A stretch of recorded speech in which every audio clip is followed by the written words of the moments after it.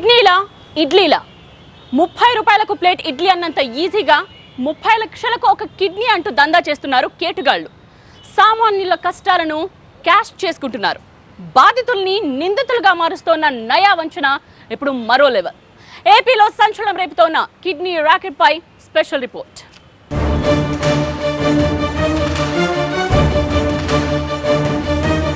ఇడ్లీల లెక్క kidney for sale, సామాన్యులే target. ఏపీలో వరుసగా కిడ్నీ మోసాలు. ఆంధ్రప్రదేశ్లో కిడ్నీ మార్పిడి వివాదాలు తెరపైకి రావడం ఇప్పుడు ఆందోళన కలిగిస్తూ ఉంది. కాసుల కోసం కక్కుర్తిపడి కిడ్నీలను ఇడ్లీల్లో అమ్మేసుకుంటున్నారు. పేదరికాన్ని ఆసరాగా చేసుకున్న అక్రమార్కులు వారి ఆర్థిక అవసరాలను అడ్డం పెట్టుకొని కిడ్నీలను హోల్సేల్గా కొట్టేస్తున్నారు. అసలు కిడ్నీ మార్పిడి వెనక ముఠా మాఫియా ఉందా? దీనిపై అధికారులు ఏం చేస్తున్నారు, డాక్టర్లు ఏం చెప్తున్నారు, ఇప్పుడు చూద్దాం. సామాన్య మధ్యతరగతి ప్రజల్ని టార్గెట్ చేసుకుని కిడ్నీ మాఫియా వల విసురుతోంది. ఆర్థిక ఇబ్బందుల్లో ఉన్న గార్లపాటి మధుబాబు అనే వ్యక్తిని ట్రాప్ చేశారు దళారులు. 30 లక్షలకు కిడ్నీ ఇచ్చేలా డీల్ కుదుర్చుకున్నారు. విజయవాడలోని ఓ హాస్పిటల్లో కిడ్నీ మార్పిడి జరిగింది. ఒప్పందం ప్రకారం డబ్బులు ఇవ్వకపోవడంతో గార్లపాటి మధుబాబు పోలీసులను ఆశ్రయించారు. తీగలాగితే ఇప్పుడు కిడ్నీ రాకెట్ డొంక కదిలింది. డాక్టర్ శరత్ బాబు సహా దళారులు భాష, సుబ్రహ్మణ్యం, వెంకట్లపై కేసు ఫైల్ అయింది. ఎట్టకేలకు కిడ్నీ రాకెట్ కేసులో పురోగతి సాధించారు గుంటూరు పోలీసులు. దళారులు సుబ్రహ్మణ్యం, భాషాలను అరెస్ట్ చేశారు. Transplantation of human organs and tissue act 1994 కింద మనం కేసు రిజిస్టర్ చేయడం జరిగింది 1 వీక్ బ్యాక్. అందులో కంప్లైనెంట్ యొక్క పూర్తి స్టేట్మెంట్ తీసుకొని వాళ్ళ బంధువుల్ని మిగతా వాళ్ళని విచారించి ఇందులో అక్యూజ్డ్గా ఐదు మందిని మనం పేర్కొనడం జరిగింది స్టార్టింగ్లో. ఇప్పుడు ఆ అక్యూజ్డ్లో A1 ముద్దాయి అయిన సయ్యద్ యూసఫ్ సోను బాషా అలియాస్ బాషా, ఇతను గీతా మందిర్ వీధి, సీతారామపురం, ఏలూరు రోడ్డు, విజయవాడలో ఉంటున్నాడు. మరియు A3 నిమ్మకాయల సుబ్రహ్మణ్యం, తండ్రి రాంబాబు, ఇతని వయసు 33 సంవత్సరాలు, కృష్ణా జిల్లా వాసి, బంటుమిల్లి మండలం, నరసప్ప చెరువు విలేజ్. వీళ్ళిద్దరిని మనం అరెస్ట్ చేయడం జరిగిందండి ఈరోజు. ఉల్టా చోర్ కొత్వాల్కోట అంటే అన్నట్టుగా బాధితులనే నిందితులుగా చేస్తున్నారు. 30 లక్షలు ఇస్తామని మధుబాబుకి ఎరవేసిన కేటుగాళ్లు ప్లేట్లు ఫిరాయించడమే కాదు, మధుబాబు పథకం ప్రకారమే రాద్ధాంతం చేస్తున్నాడని ఆరోపించారు. ఇప్పుడు ఇన్నుట్లో మెయిన్ మీరు చూపిస్తున్న మధుబాబే మెయిన్ ఫ్రాడ్. అతను 7-8 నెలల నుంచి తిరుగుతున్నాడు. అంటే ఎన్ని ఎంఆర్ఓ ఆఫీస్కి వెళ్ళాడు, ఎన్ని తీసాడు, మొత్తం లీగల్గా జరిగింది. ఆధార్లు అతను వాళ్ళ ఊరు వెళ్ళాడు, అన్నీ చేసుకున్నారు. ఇప్పుడు ఇలాంటప్పుడు అవతల వాళ్ళని ఎలా బ్లేమ్ చేస్తారు? సర్జరీ ముందు రోజే 7 లక్షల రూపాయలు, 1,10,000 రూపాయలు ముందుగా ఇచ్చారు. మొత్తం 8,10,000 ప్లస్ ఇలా ఖర్చులు, ఇంట్లో అవసరాలు అన్నీ వాళ్ళే చూసుకున్నారు. మెయిన్ ఇతను కుట్రకోణం ఏంటంటే డాక్టర్ గారు ఇలా లెఫ్ట్ రైట్ ఇట్లా తీశారు, హాస్పిటల్ మీద వేస్తే ఆయన ఏమైనా ఇస్తాడు అన్న ప్లాన్ ప్రకారమే మొత్తం చేశాడు. అటు కిడ్నీ డీల్లో మధ్యవర్తిగా వ్యవహరించిన వెంకట్ విడుదల చేసిన వీడియో ఇప్పటికీ ఇంకా పరారీలో ఉన్న ఇతని కోసం పోలీసులు గాలిస్తున్నారు. ఇక మధుబాబు కిడ్నీని ట్రాన్స్ప్లాంట్ చేసుకున్న వెంకటస్వామి మాట వినండి. సార్, అతను నాకు విజయవాడ హాస్పిటల్కి వచ్చాడు కదా సార్, నేను ఇస్తాక ముందుకు వస్తున్నానని చెప్పిన తర్వాత ఇలా సార్ దగ్గరికి తీసుకెళ్ళినాక ప్రాసెస్ ఉంటుందని చెప్తే నేను మీ ఇంటికాడే ఉంటున్నాను కాబట్టి మా ఫ్యామిలీ మొత్తం మేము ఎక్కడ కావాలని వస్తామని చెప్పాడు సార్. గుంటూరు కమిటీకి కూడా అతనే వచ్చాడు సార్ ఫోన్ చేస్తే. మాకు అన్నీ లీగల్గా చేయించుకుని ఇప్పుడు మేము మోసం చేసామంటున్నాడు సార్. మేమే డబ్బులు వద్దన్నాడని ఆశపడి తీసుకున్నాం సార్. కాకపోతే మానవత్వంతో ఇచ్చాం. కిడ్నీ ట్రాన్స్ప్లాంటేషన్ కోసం ప్రభుత్వం విధి విధానాలను రూపొందించింది. కానీ కాసుల కక్కుర్తి, మెడికల్ మాఫియా వాటిని తుంగలో తొక్కుతోంది. విశాఖ, విజయవాడలో వెలుగు చూసిన కిడ్నీ మోసాలే అందుకు నిదర్శనం. తాజాగా మధుబాబు విషయంలో విజయవాడ విజయ హాస్పిటల్ పై ఆరోపణలు వచ్చాయి. అయితే తాము నిబంధనల ప్రకారమే కిడ్నీ మార్పిడి చేశామంటున్నారు వైద్యులు. దీంట్లో ఏముంటుందంటే, మీరు విజయ సూపర్ స్పెషాలిటీ హాస్పిటల్ కన్సల్టెంట్ నెఫ్రాలజిస్ట్కి మేము ఈ లెటర్ ఇస్తున్నాము, మీరు సర్జరీ చేసుకోవచ్చు, దీంట్లో ఎటువంటి ఫైనాన్షియల్ ట్రాన్సాక్షన్స్ లేవని ఇక్కడ మెన్షన్ చేస్తారు పైన కమిటీ ఫైనల్ లెటర్. ఈ లెటర్ కాపీ మనకు వచ్చిన తర్వాత మాత్రమే మనం సర్జరీకి, రీనల్ ట్రాన్స్ప్లాంట్కి ప్రొసీడ్ అవుతాం.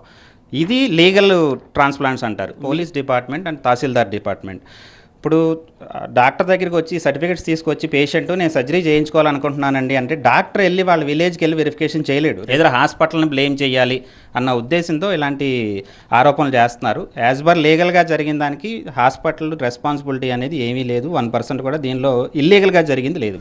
రిలేటివ్స్, నాన్ రిలేటివ్స్ కు సంబంధించి రెవెన్యూ, పోలీస్ అధికారులు సర్టిఫై చేశాకే ఈ కిడ్నీ మార్పిడి చేశామన్నది డాక్టర్ల వర్షన్. కానీ రియాలిటీలో కథ మరోలో ఉంది.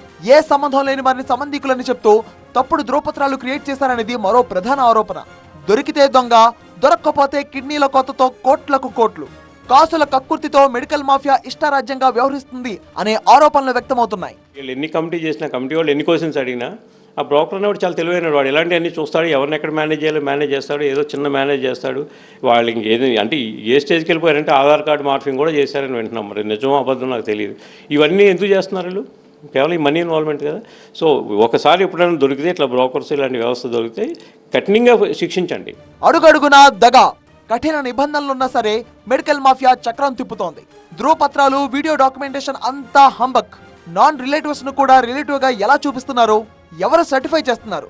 దొంగలు కలిసి కిడ్నీ దందా చేస్తున్నారా అనే అనుమానాలు వ్యక్తమవుతున్నాయి. కిడ్నీ మార్పిడి సహా సర్టిఫికెట్ల జారీ విషయంపై కూడా ఇప్పుడు విచారణ చేయాలనే డిమాండ్ ఊపందుకుంటోంది. కోట్లు రుచి మరిగిన కిడ్నీ మాఫియా కమిటీలను కూడా తప్పుదోవ పట్టిస్తోందా? లాస్ట్ 1 year, 1.5 years, 2 yearsలో వచ్చిన ఇష్యూస్ అన్నిటి కూడా ఈ సెకండ్ గ్రూప్లోనే వస్తున్నాయి. That is unrelated donors. Unrelated donors అంటే ఇతనికి రక్త సంబంధం లేని వాళ్ళు, యూజువల్గా ఫ్రెండ్స్ కానీ ఇతర బంధువులు కానీ అవ్వచ్చు. దీంట్లో ఏంటంటే యూజువల్గా మనీ ఇన్వాల్వ్మెంట్ ఉంటుంది. దీనివల్ల కొంచెం ఇబ్బంది ఉంటుందని దాని బ్యాక్గ్రౌండ్. దీనికి ఎలాగో డిఫరెంట్ ఆస్పెక్ట్స్ ఉంటాయి. సోషల్ ఆస్పెక్ట్స్, ఎకనామికల్ ఆస్పెక్ట్స్ అవన్నీను. తీగలాగితే డొంక కదులుతోంది. సంచలనం రేపిన కిడ్నీ రాకెట్లో దళారులు వెంకట్, భాషాలను పోలీసులు అదుపులోకి తీసుకున్నారు. డాక్యుమెంట్ల వ్యవహారంపై కూడా విచారణ జరిపిస్తామన్నారు డిఎస్పీ మహేష్. తనను మోసం చేసి కిడ్నీ తీసుకున్నారు అనే కంప్లైంట్తో మధుబాబు అనే వ్యక్తి మనల్ని నగరంపాలెం పోలీస్ స్టేషన్ వాళ్ళని ఆశ్రయించారు. అతని దగ్గర క్లియర్గా ఏమేమి జరిగిందనేది మొత్తం కనుక్కోవడం జరిగింది. దాని బేస్డ్గా ఇప్పుడు ఎఫ్ఐఆర్ కూడా కడుతున్నాము. ఆఫ్టర్ దట్ ఇన్వెస్టిగేషన్ స్టార్ట్ చేస్తామండి. ఇప్పటికే ఎవరెవరు తప్పు చేశారు ఏందనేది మనం ఇప్పుడే చెప్పలేము. ఇన్వెస్టిగేషన్లో ఖచ్చితంగా తేలుతుంది. 30 లక్షలు ఎరగా వేసి మధుబాబు కిడ్నీని కొల్లగొట్టిన కేటగాళ్లు సుబ్రహ్మణ్యం, భాషను పోలీసులు అరెస్ట్ చేశారు. ఇక పరారీలో ఉన్న మిగతా నిందితుల కోసం గాలింపు చేస్తున్నారు. ఇక వీళ్ళ రీల్ అండ్ రోల్ ఏంటో డిఎస్పీ మహేష్ మాటల్లోనే విందాం.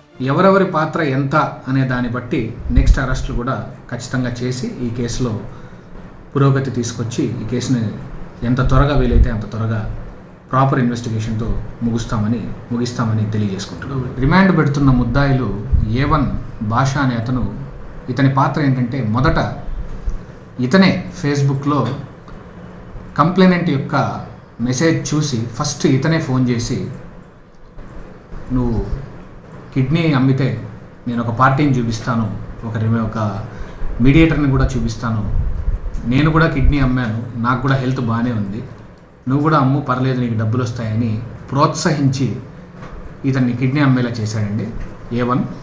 A3 వచ్చి నిమ్మకాయల సుబ్రహ్మణ్యం. ఇతను ఎవరైతే కిడ్నీని రిసీవ్ చేసుకున్నాడో వెంకటస్వామి యొక్క బావమరిది. సో ఇతను కూడా హాస్పిటల్లో ఉన్నప్పుడు టెస్టులు చేయించినాడు.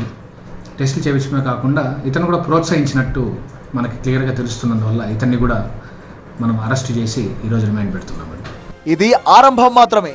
కిడ్నీ మార్పిడి దందా వెనుక ఇంకా ఎవరెవరున్నారో ఎన్నాళ్లుగా ఈ బాగోతం నడుస్తోంది. ఈ నీచ్ కమీనే దందాతో అంటకాగిన హాస్పిటల్స్ ఎన్నున్నాయి? సర్టిఫికెట్ల జారీలో కక్కుర్తి పడ్డ అధికారులెవరు? ఇలా వైడ్ యాంగిల్లో ఎంక్వైరీ స్పీడ్ అందుకుంది ఇప్పుడు.